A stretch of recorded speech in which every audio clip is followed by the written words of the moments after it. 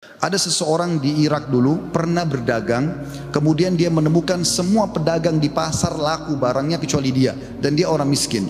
Dia mengatakan, saya pun dulu di dekat barang saya sampai menjelang sore belum laku-laku. Maka tiba-tiba saya mengingat firman atau sabda Nabi SAW, man aksara istighfar, siapa yang memperbanyak istighfar, ja'alallahu lahu min kulli hammin faraja, Allah akan berikan kelapangan dari setiap kesedihannya, wa min kulli dikin makhraja, dan jalan keluar dari setiap masalahnya, dan juga razaqahu min haitsu la yahtasib, maka Allah akan berikan rezeki dari tempat tidak disangka-sangka. Maka dia bilang, saya pun beristighfar kepada Allah, dan terjadi satu keajaiban yang luar biasa. Ternyata datang kepadaku hampir seluruh pedagang pasar datang, dan mereka memperebutkan barang daganganku. Bismillahirrahmanirrahim. Pada kesempatan ini kita akan bahas tentang keajaiban istighfar. Saudaraku seiman, banyak sekali ayat Al-Quran dan hadis Nabi SAW mengingatkan masalah ini. Dan juga kita akan dengarkan nanti perkataan para salafus salih tentang keajaiban istighfar dan dahsyatnya. Begitu juga insya Allah kita akan sebutkan apa yang didapatkan pada saat seseorang melazimkan istighfar itu. Mungkin sebagian orang terlintas di benaknya, istighfar kami semua sudah tahu, tapi pertanyaannya, apakah anda sudah rutinkan? Nanti akan lebih jelas insya Allah dengan statement para ulama salaf tentang masalah ini. Beranjak bahasan kita, saudaraku seiman, perintah Allah subhanahu wa ta'ala kepada nabinya Muhammad sallallahu alaihi wa ala alihi wa sahbihi wasallam yang sudah diampuni dosanya yang lalu dan akan datang. Allah berfirman, a'udzu billahi minasyaitonir rajim, dalam surah An-Nasr ayat 3, fasabbih bihamdi rabbika wastaghfir innahu kana ghaffara. Maka bertasbihlah engkau hai Muhammad dengan memuji Tuhanmu dan mohon ampunlah kepadanya. Padahal Nabi Muhammad SAW sudah diampuni dosa-dosanya yang lalu dan akan datang. Sesungguhnya dia Allah adalah zat yang maha penerima taubat. Juga dalam ayat yang lain, dalam surah Muhammad ayat 19, Allah memerintahkan nabinya Muhammad SAW istighfar. A'udzu billahi minasyaitonir rajim, wastaghfir li dzambik walil mu'minina wal mu'minat wallahu ya'lamu mutaqallabakum wa mathwaakum. Dan mohonlah ampun bagi dosamu hai Muhammad, dan bagi dosa orang-orang beriman laki-laki dan orang beriman perempuan, dan Allah maha mengetahui tempat kamu berusaha dan tempat tinggalmu. Juga baginda Nabi sallallahu alaihi wa ala alihi wa sahbihi wasallam bersabda, wallahi inni la astaghfirannallah, inni la astaghfirannallah wa atubu ilahi fil yawmi aktsara min 70 marrah. Demi Allah, padahal beliau tidak butuh untuk sumpah, tapi untuk memastikan tentang pentingnya pengucapan istighfar di lisan setiap orang di antara kita. Beliau mengatakan, demi Allah, aku selalu beristighfar kepada Allah. Artinya pengucapan permohonan maaf kepada Allah dan bertaubat kepadanya. Maksudnya mengucapkan ikrar tidak akan mengulangi kesalahan dalam setiap harinya lebih daripada 70 kali. Dan hadis ini hadis sahih diriwayatkan oleh Imam Muslim. Juga dalam riwayat yang lain Nabi SAW sebutkan fil yaumi mi'ata marrah, dalam setiap hari sampai 100 kali. Saudaraku seiman, para ulama salaf menjelaskan kepada kita bagaimana kedudukan istighfar. Bermula dari perkataan sahabat yang mulia Abu Musa al-Ash'ari radhiyallahu anhu. Beliau mengatakan, dahulu kita memiliki dua pelindung dari azab atau siksaannya Allah. Salah satunya telah pergi, yaitu keberadaan Rasulullah sallallahu alaihi wa ala alihi wa sahbihi wasallam di tengah-tengah kita. Selama Nabi masih hidup sallallahu alaihi wasallam, mereka tinggal datang ke Nabi mengatakan mohon ampunlah untuk kami. Tapi sekarang Nabi sudah meninggal, maka sudah hilang satu kesempatan itu untuk menghilangkan azab, gangguan, gempa, banjir, bencana, kesulitan, wabah seperti sekarang. Dan tersisa satu, yaitu istighfar. Apabila ia juga telah pergi dari lisan seseorang di antara kita, maka niscaya kita binasa. Rabi' ibn Haytham rahimahullah, seorang ulama tabi'in berkata, merendahlah kalian kepada Rabb kalian, berdoalah kepadanya di kala senggang, maka Allah telah berfirman dalam hadis qudsi, Man da'ani fir rakha'i ajabtuhu fi syiddah. Siapa yang memohon kepadaku pada saat dia senggang, aku akan penuhi kebutuhannya pada saat lagi sempit. Wa man sa'alani a'taitu. Dan siapa yang memohon kepadaku pasti aku akan beri, kata Allah. Wa man tawadha'a li rafa'tu. Dan siapa yang merendah karena aku akan angkat derajatnya. Wa man tafarraga li rahimtu. Dan siapa yang meluangkan waktu untuk ibadah kepadaku, aku akan kasihi dia. Wa man istaghfarani ghafartulah. Dan siapa yang memohon istighfar kepadaku, memohon ampun, aku pasti akan memaafkan kesalahannya. Sahal radhiyallahu anhu telah berkata tentang istighfar dalam menghapus dosa. Beliau mengatakan, permulaan istighfar adalah pengampunan atau mengingat, memanggil Allah. Kemudian akan bergantung kepada Allah. Lalu kemudian tidak akan mengulangi kesalahan-kesalahan. Ibnul Jauzi berkata rahimahullah, iblis berkata, aku membinasakan anak cucu Adam dengan dosa, dan mereka membinasakanku dengan istighfar dan ucapan la ilaha illallah. Manakala aku melihat hal itu pada mereka, aku tanamkan hawa nafsu pada mereka, di mana mereka berbuat dosa tapi mereka tidak beristighfar, karena mereka mengira diri mereka telah berbuat baik. Dan kata para ulama menanggapi statement Ibnu Jauzi rahimahullah, yang pertama syaitan tanamkan adalah supaya manusia lalai berbuat dosa. Pada saat dia sudah berbuat dosa, syaitan akan lalaikan dia supaya tidak istighfar, karena istighfar adalah kata kunci dihilangkan dosa tersebut dan akhirnya azab Allah tidak datang. Qatadah rahimahullah berkata, Al-Quran menunjuki kalian penyakit dan juga obat sekaligus untuk menyembuhkan kalian. Penyakit kalian adalah dosa-dosa, dan obat penyembuh kalian adalah istighfar. Permasalahan apapun akan selesai dengan istighfar. Andai saja sebuah wilayah disepakati dari pemimpinnya sampai masyarakatnya memasyarakatkan dan membudayakan istighfar di lisan mereka, di meja-meja makan mereka, di halaman rumah mereka, di meja-meja kerja mereka, di masjid mereka, di pasar mereka, demi Allah wahai saudaraku seiman, permasalahan di wilayah itu akan selesai semuanya dan rezeki akan terbuka seluas-luasnya. Anda akan dengarkan nanti kurang lebih 9 manfaat daripada istighfar itu sendiri. Ali radhiyallahu anhu berkata, sahabat Nabi yang mulia ini berkata, yang aneh adalah orang yang binasa padahal keselamatan ada bersamanya. Orang bisa kena gempa, banjir, penyakit kronis, kemiskinan, kesusahan hidup. Kata Ali radhiyallahu anhu, yang aneh adalah orang yang binasa padahal keselamatan ada bersamanya. Lalu beliau ditanya radhiyallahu anhu, apa keselamatan yang Anda maksudkan? Kata Ali radhiyallahu anhu, istighfar. Beliau juga berkata, tidaklah seorang hamba diilhami oleh Allah subhanahu wa ta'ala untuk beristighfar. Allah tidak mudahkan lisan Anda mengatakan astagfirullah, itu saja. Kata beliau, kecuali Allah memang berkehendak untuk menyelamatkannya atau tidak mengazabnya. Seseorang soleh juga berkata, hamba berada di antara dosa dan nikmat, keduanya tidak akan menjadi baik kecuali mensyukuri nikmat dan istighfar dari dosa-dosa. Juga Luqman al-Hakim yang terkenal, Allah namakan surah Luqman atas namanya. Dia berkata kepada putranya, wahai anakku, Allah memiliki beberapa waktu tidak ditolak orang untuk meminta pada waktu itu, seperti antara azan dan iqamah, seperti sepertiga malam, saat hujan turun dan seterusnya.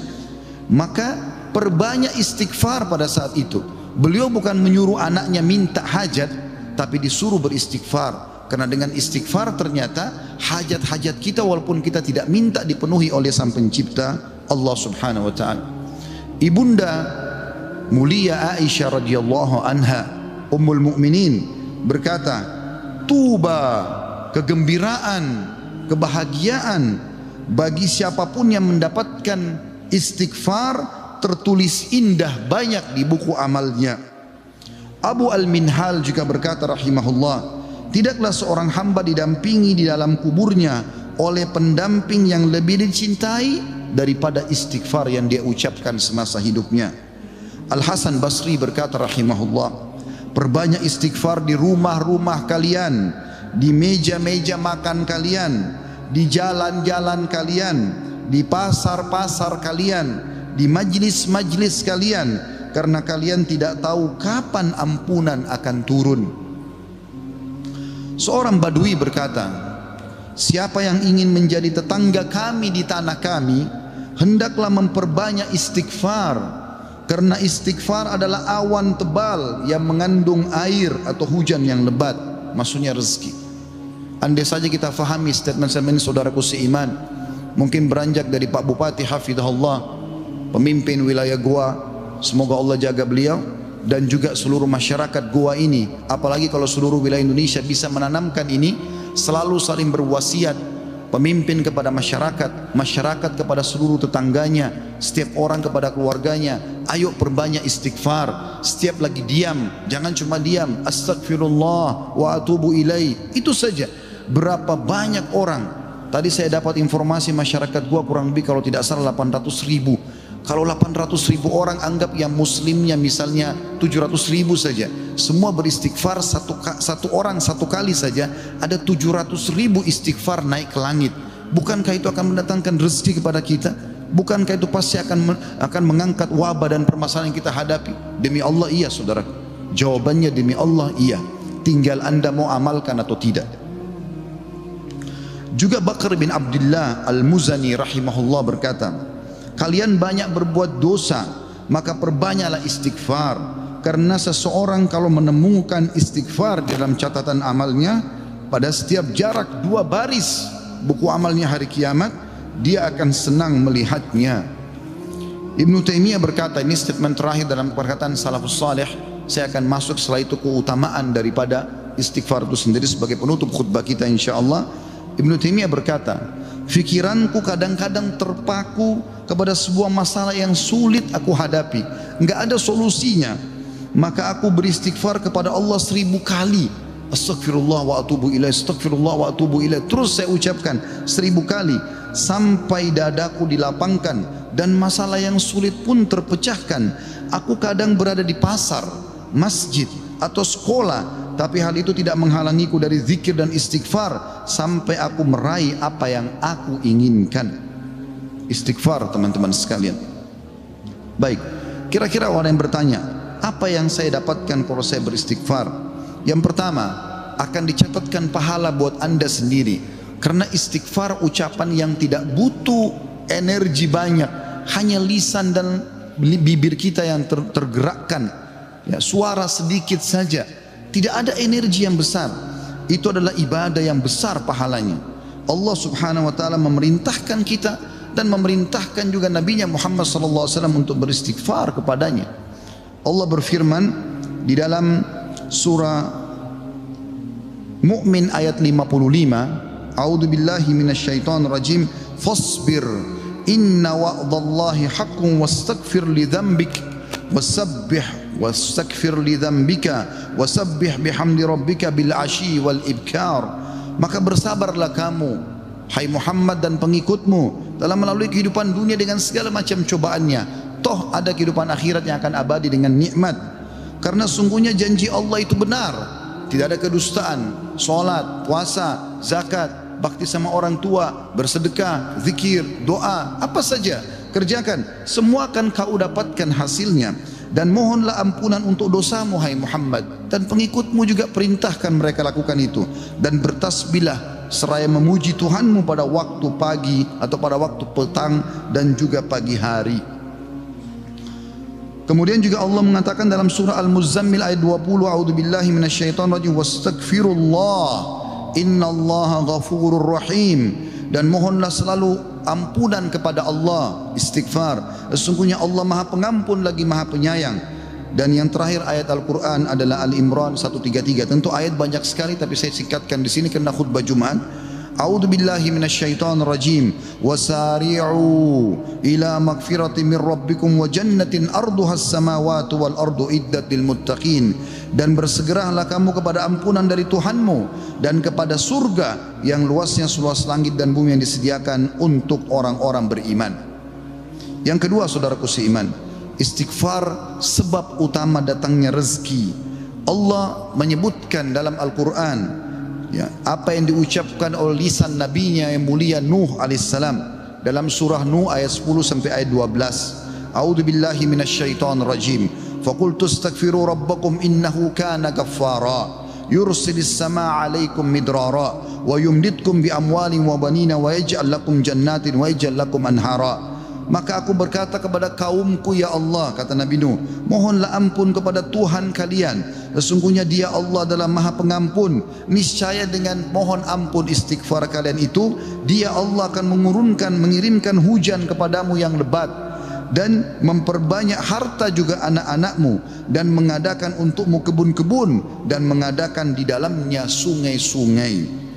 Juga dalam surah Hud ayat 52 Allah subhanahu wa ta'ala berfirman, A'udzu billahi minasyaitonir rajim.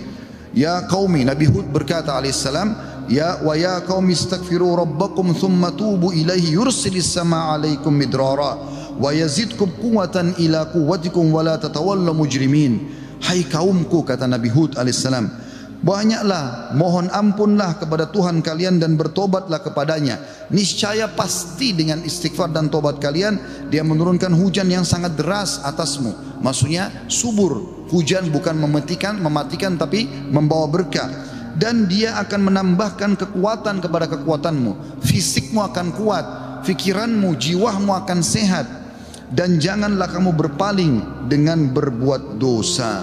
Al-Qurtubi rahimahullah berkata tentang tafsir surah Hud ayat 52, di dalam ayat-ayat ini terdapat dalil bahwa istighfar digunakan untuk meminta rezeki dan hujan. Juga Ibnu Katsir berkata rahimahullah dalam tafsir beliau surah Hud ayat 25, jika kalian bertobat dan memohon ampunan kepada Allah serta kalian mentaatinya, niscaya Allah akan memperbanyak rezeki kalian, memberikan kalian minum dengan nikmat-nikmat langit, mengeluarkan untuk kalian nikmat-nikmat bumi, menumbuhkan untuk kalian tumbuh-tumbuhan, mengalirkan untuk kalian air, dan menjadikan untuk kalian kebun-kebun. Di dalamnya terdapat berbagai macam buah-buahan, dan Dia menyelingi di antara kebun-kebun tersebut sungai-sungai yang mengalir. Yang ketiga saudaraku seiman, istighfar sebab masuk ke dalam surga. Sebagaimana kita sudah tahu bersama-sama, salah satu zikir pagi dan petang yang sangat dianjurkan adalah membaca Sayyidul Istighfar, tuannya istighfar, yaitu lafadznya sebagaimana dinukil dari Nabi SAW. Beliau mengatakan, Allahumma anta rabbi la ilaha illa anta khalaqtani wa ana abduka wa ana ala ahdika wa wa'dika mastata'tu a'udhu bika min syarri ma sana'tu abu'u laka bi ni'matika alayya wa abu'u bidzambi faghfirli fa innahu la yakfiru dhunuba illa ant. Yang artinya, ya Allah, sungguhnya Engkau adalah Rabbku, penciptaku. Tidak ada Tuhan yang berhak disembah kecuali Engkau. Engkaulah yang telah menciptakanku dan aku adalah hambamu. Aku senantiasa berada dalam perjanjian bersamamu. Maksudnya mentauhidkan Allah dan tidak bermaksiat. Dan aku yakin akan janjimu tentang pahala bagi orang-orang mukmin semampuku. Aku berlindung kepadamu dari kejelekan yang aku perbuat. Aku mengakui nikmatmu kepadaku serta aku mengakui dosaku. Oleh karena itu ampunilah aku, karena sungguhnya tidak ada yang mengampuni dosa kecuali Engkau. Kata Nabi SAW, siapa yang mengucapkan ini, man qalaha minan nahari mukinan, dia yakin, besok dia ucapkan di siang hari atau pagi hari dengan yakin dalam hatinya, famata min yaumihi, kemudian dia meninggal pada hari itu, qabla an yumsiya, sebelum tiba di sore hari, fahuwa min ahlil jannah, dia pasti masuk ke dalam surga. Wa man qalaha minal laili wa huwa muqinun biha, dan siapa ucapkan walaupun sekali saja di malam hari, famata, maka kemudian dia mati, qabla an yusbih, sebelum dia tiba pagi hari, fahuwa min ahlil jannah. Yang keempat, istighfar adalah sebab dihapuskannya dosa. Mohon maaf kalau sedikit panjang, saya minta waktu sekian beberapa menit lagi. Kata ada berkata radhiyallahu rahimahullah, sesungguhnya Al-Quran menunjuki kalian tentang penyakit dan penyembuhannya, yaitu dosa adalah penyakit dan penyembuhannya adalah istighfar. Allah berfirman, A'udzu billahi minasyaitonir rajim, dalam surah Al-Imran 135, walladzina idza fa'alu fahishatan aw zalamu anfusahum dzakarullaha fastaghfaru lidzunubihim wa man yaghfiru dzunuba illallah wa lam yusirru ala ma fa'alu hum ya'lamun. Dan juga orang-orang yang apabila mengerjakan perbuatan keji dan menganiaya diri mereka, kalau mereka buat dosa, maka mereka ingat kepada Allah lalu mereka memohon ampun terhadap dosa-dosa mereka, dan siapa lagi yang dapat mengampuni dosa selain Allah, dan mereka terus mereka tidak meneruskan perbuatan dosa itu sedang mereka mengetahuinya. Kemudian teman-teman sekalian, selanjutnya adalah yang kelima, istighfar mencegah hukuman dari Allah Subhanahu wa taala. Saya ambil satu saja. Al Hasan Basri rahimahullah berkata, wahai anak Adam, meninggalkan dosa lebih ringan bagimu daripada mencari taubat, dan ketahuilah bahwasanya pada saat kau meninggalkan perbuatan dosa atau kau beristighfar pada saat berbuat dosa, maka azab Allah tidak akan datang. Karena Allah berfirman dalam surah Al-Anfal ayat 33, A'udzubillahi minasyaitonir rajim, wa ma kana Allahu liyu'adzibahum wa anta fihim, wa ma kana Allah mu'adzibahum yastaghfirun. Dan Allah sekali-kali tidak akan mengadab mereka sedangkan kamu berada di tengah-tengah mereka, hai Muhammad, dan tidak pula Allah akan mengadab mereka sedang mereka selalu memohon ampun.